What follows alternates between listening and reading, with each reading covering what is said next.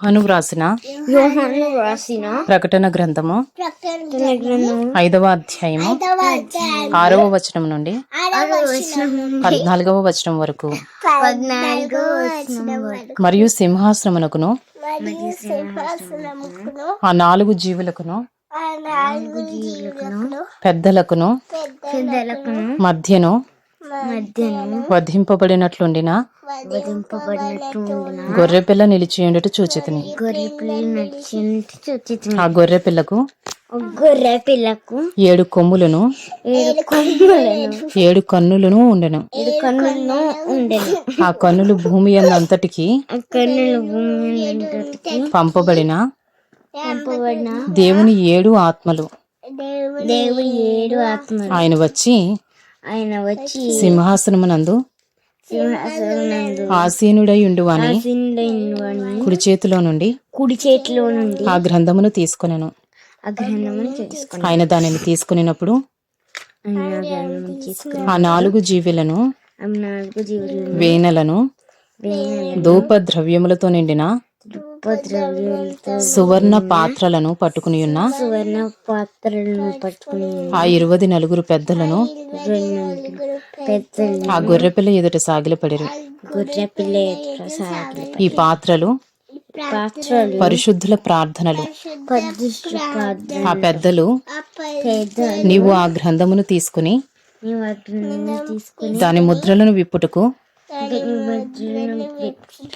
యోగ్యుడవు. నీవు వధింపబడిన వాడవై నీ రక్తమిచ్చి ప్రతి వంశములోను ఆయా భాషలు మాట్లాడు వారిలోను ప్రతి ప్రజలోను ప్రతి జనములోను దేవుని కొరకు మనుషులను కొని మా దేవునికి వారిని ఒక రాజ్యముగాను యాజకులను గాను చేసితివి. గనుక వారు భూలోకమందు ఏలుదురని క్రొత్త పాట పాడుదురు. మరియు నేను చూడగా సింహాసనమును జీవులను పెద్దలను ఆవరించి ఉన్న అనేక దూతల స్వరము వినబడెను. వారి లెక్క కోట్ల కొలదిగా ఉండెను. వారు వధింపబడిన గొర్రెపిల్ల శక్తియు ఐశ్వర్యమును జ్ఞానమును బలమును ఘనతయు మహిమయు స్తోత్రమును పొందనర్హుడని గొప్ప స్వరముతో చెప్పుచుండిరి. అంతట పరలోకమందును